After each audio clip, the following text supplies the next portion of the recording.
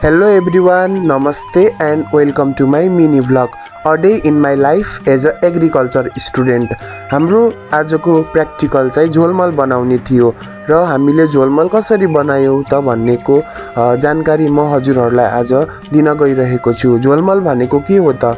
झोलमल भनेको गाईको पिसाब, गोबर र स्थानीय स्तरमा पाइने विभिन्न वनस्पतिको मिश्रणबाट तयार गर्न सकिने एक प्रकारको जैविक मल वा विषादी हो।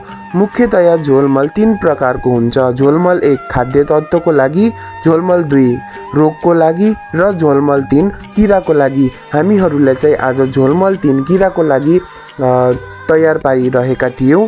झोलमलमा झोलमल बनाउनको लागि के सामग्रीहरू चाहिन्छ त?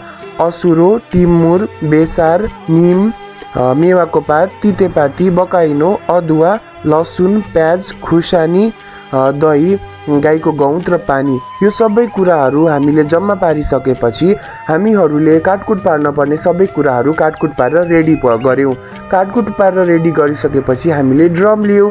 ड्रममा हामीहरूले सबै त्यो काटकुट पारेको सामग्रीहरू एड गर्यौं। त्यसपछि अलि पर फिल्डमा गई थोरै खाल्डो खनी त्यसमा हामीले ड्रम राख्यौं र ड्रममा सबै राखिसकेपछि त्यसमाथिबाट हामीले गौत, पानी र फर्मेन्टेसनको लागि दही राख्यौं। त्यो सबै गरिसकेपछि हामीले ढक्कन लगाएर अब 21 दिनसम्म त्यसलाई छोड्दियौं र 21 दिनपछि अब हाम्रो त्यो झोलमल रेडी हुन्छ। हस्त धन्यवाद।